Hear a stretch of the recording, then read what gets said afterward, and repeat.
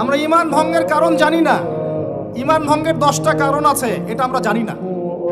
আমরা হয়তো অনেকে জানি ওযু ভঙ্গের কারণ কয়টা, কোন কোন কাজ করলে, কোন কোন কথা বললে ঈমান ভঙ্গ হয়ে যায়, এটা আমরা জানি না। মুসলিম পরিবারে জন্ম নিয়েছে, আমরা ইসলামের এই নিয়ামত মোটেই স্বীকার করতে পারি নাই, বুঝতে পারি নাই। যারা সংগ্রাম করে, সবর করে, রক্ত দিয়ে, জীবন দিয়ে ইসলাম প্রতিষ্ঠা করেছিলেন নবীর যুগে, তারা বুঝতেন ইসলামের স্বাদ কি, তৃপ্তি কি, ইসলামের নূর কি জিনিস।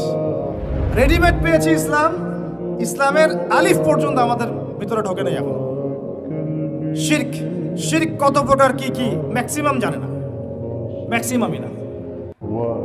মুসলিম পরিবারে জন্ম নিয়েও ওই যে মাজার পূজা করছে, কবর পূজা করছে, তার ধারণা যে ওইখানে গেলে আল্লাহকে পাওয়া যাবে। শিরক কি কেন জানে না।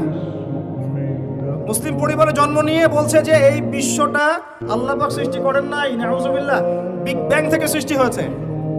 কথা কি বুঝতে পারেন? বুঝেন নাই মনে হয়, নাকি আমি ভুল জায়গায় ভুল ওয়াজ করতেছি?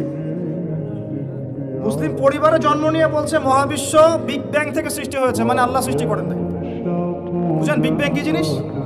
আল্লাহ পাক সূরা আম্বিয়াতে বলেছেন, আওয়ালাম ইয়ারাল্লাযীনা কাফারু, কাফেররা কি দেখে না, আন্নাস সামাওয়াতি ওয়াল আরদা, এই পুরো সাত আকাশ এবং এই জমিন পৃথিবী, কানাতা রাতকান ফাফাতাকনাহুমা, এটা একটা বিন্দুর মধ্যে ছিল। সাত আকাশ এবং জমিন এক বিন্দুর মধ্যে ছিল। ফাফাতাকনাহুমা, আমি আল্লাহ এটাকে বিস্ফোরিত করে আলাদা করে দিলাম। সুবহানাল্লাহ। তাহলে কে আলাদা করলো? এখনকার শিক্ষানীতি আপনাকে বলবেন না, আল্লাহর কনসেপ্ট এখানে নাই, ওটা অটোমেটিক্যালি সৃষ্টি হয়েছে। এবং আপনি পরীক্ষায় পাশের জন্য সেটা লিখবেনও, আপনি নিজেও মুশরিক হয়ে গেলেন। লা ইলাহা কালিমা পড়ার পরেও, লা ইলাহা ইল্লাল্লাহ কালিমা পড়ার পরেও মুশরিক হয়ে গেলেন।